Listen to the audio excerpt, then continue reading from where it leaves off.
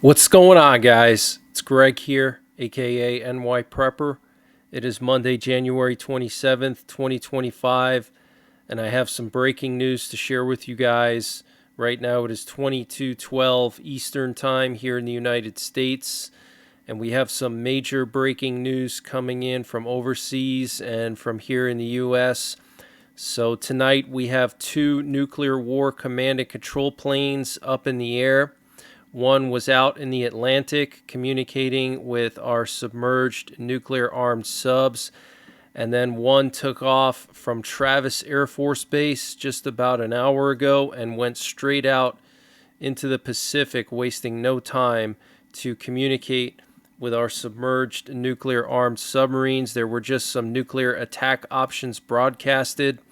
So U.S. nuclear forces are on high alert for some reason. And most of Ukraine has been under an air raid alert for the last few hours. And there were actually more alerts than what you see here on this map now. But you can see the capital of Ukraine still under an air raid alert. So it's possible that Russia is planning some kind of big strike on Ukraine in retaliation for Ukraine destroying the Ryazan oil refinery, which accounts for 5% of Russia's oil production. Okay, so it's a huge oil refinery for Russia, and Ukraine took it out of service over the last few days. So it's going to be interesting to see how Trump responds to the first big strike on Ukraine by Russia. So far, I think Putin has held back on any big strikes on Ukraine in the interest of negotiating a peace deal, but I don't think that's going to last forever. And President Trump signed an executive order today on the development of a new next generation missile defense system for the United States.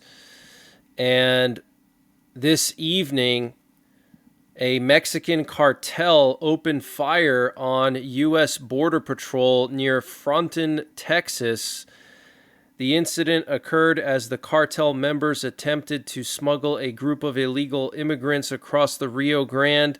Border Patrol agents returned fire, ensuring no individuals crossed the border. No injuries were reported on either side during this confrontation.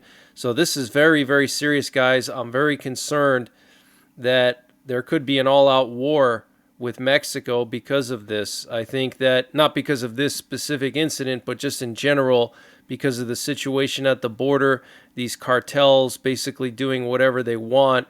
I could totally see Trump ordering the military to go into northern Mexico and take out the cartels and maybe create a buffer zone of some kind.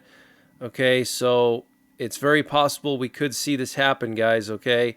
So if it does happen, I will cover it, but very likely that the U.S. will invade Mexico to take out the cartels in the coming months. And there was a memo distributed at the CDC, the Centers for Disease Control, today, telling staff to immediately stop working with the World Health Organization, both in person and virtually. Staff members are not allowed to visit World Health Organization offices. So this is coming after Trump signed the executive order pulling the U.S. out of the World Health Organization. And China is retaliating against the U.S.'s assertions that the COVID came from a lab leak. As the Trump CIA has now indicated, China says it's extremely unlikely that COVID came from a lab leak. Very interesting. And Ireland is now on high alert due to a mystery virus where cases have soared in recent weeks, with stay-at-home orders issued and a national lockdown not being ruled out by government officials. And U.S. President Donald Trump will sign an executive order which will seek to reinstate upwards of 8,000 U.S. military service members who were separated from the military for refusing to receive the C-19 VACCINE, with back pay and full benefits. And we have tactical exercises going on in Belarus with long-range artillery. So the 336th Rocket Artillery Brigade was doing long-range exercises at the Osipovichi training ground.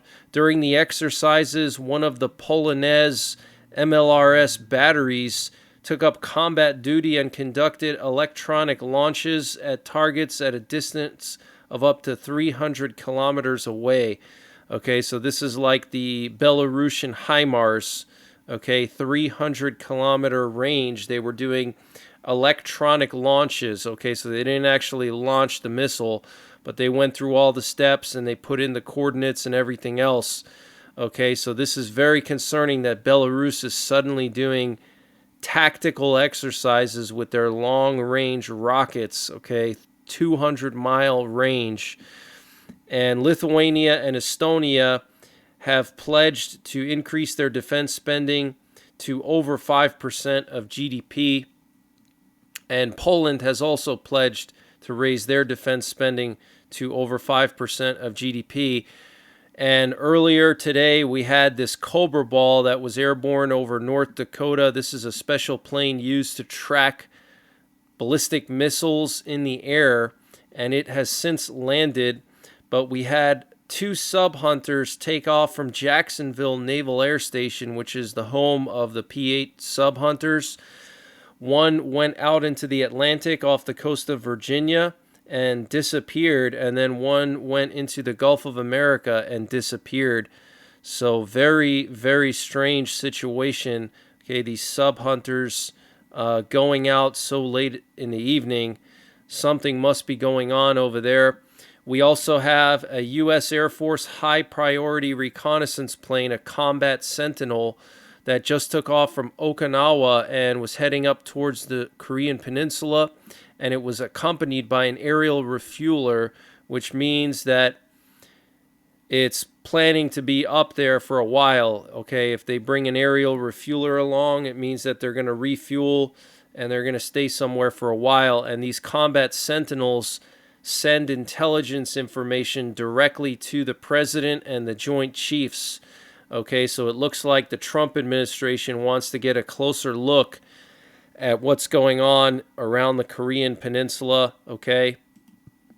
And we also had a recon plane just to the south of Taiwan, accompanied by an aerial refueler. A rivet joint was patrolling the southern part of the Taiwan Strait, and then we have a Korean recon plane patrolling the border of North Korea.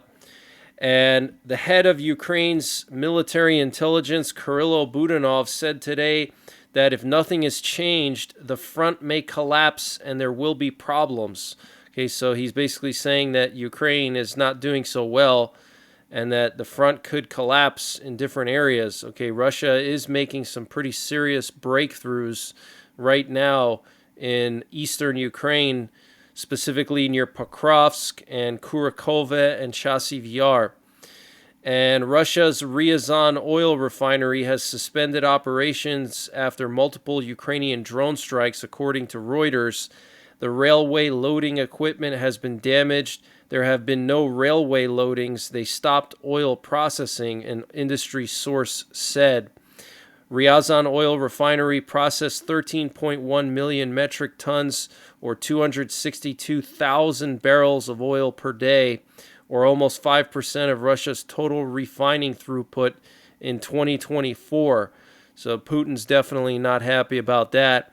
And North Korean troops in Ukraine are refusing to be captured. They are blowing themselves up rather than surrendering, and they have a lack of awareness of the dangers of drones. And Israel is reportedly sending Russian-made weapons captured in Lebanon to Ukraine. U.S. cargo planes have been tracked flying from Israel to Poland. So that's pretty interesting. And U.S. President Donald Trump may have helped persuade Hungary in lifting its veto on the EU's extension of sanctions against Russia, Polish Foreign Minister Radosław Sikorski said today, according to the Polish news outlet RMF24. And so the EU foreign ministers approved a 6-month extension of sanctions against Russia after Hungary withdrew its veto.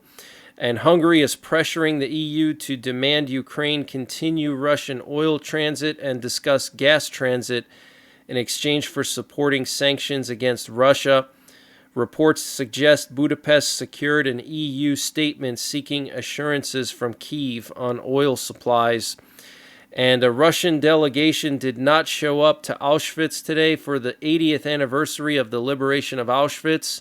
Instead, Putin gave a speech in Russia where he said that it was the Soviet people who brought liberation to Europe at a great human cost. Wow, such an arrogant statement. And here we have a U.S. Navy recon drone patrolling in the Gulf of Oman. They've been patrolling here a lot lately along the coast of Iran.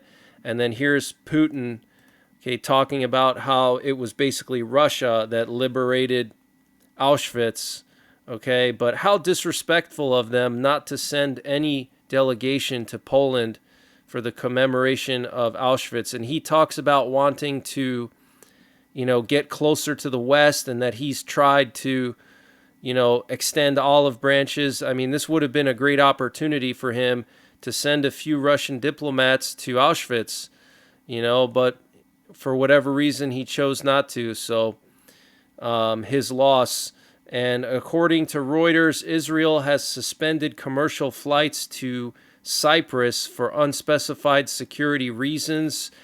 And Netanyahu's going to be meeting President Trump at the White House next week, becoming the first foreign leader to visit since Trump took office. And Iran's Revolutionary Guard commander announced the purchase of Russian Sukhoi 35 fighter jets. So that's not good. The IRGC getting Sukhoi 35s. And Trump said today he would sign an executive order ridding the U.S. military of what he called transgender ideology to ensure that we have the most lethal fighting force in the world. We will get transgender ideology the hell out of our military. That's what Trump said. He also said we are going to be placing tariffs on computer chips, semiconductors, and pharmaceuticals to return the production of these essential goods to the U.S. It's time for the U.S. to return to the system that made us richer and more powerful than ever before. Instead of taxing our citizens to enrich foreign nations, we should be tariffing and taxing foreign nations to enrich our citizens. Wow, strong words there. And he also said that he's going to try to cut the corporate tax even further, and that he's eager to work with Republicans on tax cuts, and he wants to permanently extend the tax cuts that he previously passed in his last term. And Indian Prime Minister Modi announced mutually beneficial and trusted partnership with the U.S. after speaking with President Trump. He said, quote, "We will work together for the welfare of our people and towards global peace, prosperity, and security." So, very smart move by Trump. He's basically driving a wedge into BRICS to try to break up BRICS. And the U.S. Capitol Police took a person into custody outside of the U.S. Capitol after they claimed to have a Molotov cocktail and a knife. Authorities say they were arrested for unlawful activities. Around a dozen Capitol Police vehicles, including armored units, swarmed the East Plaza. A BOMB squad was also dispatched near the Smithsonian Arts and Industries building. And Google said that they will be officially updating their maps to update the change of the Gulf of Mexico to the Gulf of America. And they're also going to be changing Mount McKinley in Alaska back to Mount McKinley from Mount Denali. But that's the latest breaking news that I have. I will be monitoring all these situations and updating you guys. We still have the Russian encrypted data being broadcasted on the strategic radio frequency for the Southern Military District in Russia, which is where Kapustin Yar is located. That's where Russia launched the Oreshniks at Ukraine from the first time. So we have to keep an eye on that. and we have the nuclear war command and control planes up in the air right now, so potentially something could be going down tonight. I will be monitoring the situation, and I will let you guys know when I have my app available so you can download it, and this way you'll get notifications on your phone when things are going down. I can send you guys messages directly through this app.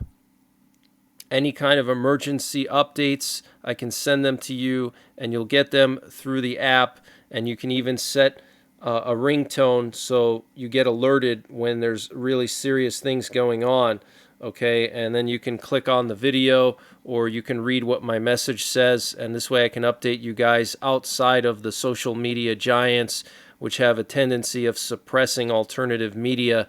So don't rely on the social media companies to alert you when I post videos, okay?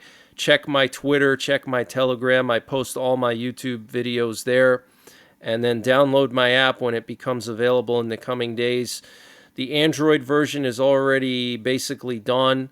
We're just developing the Apple version now, so hopefully it'll be just a couple more days longer.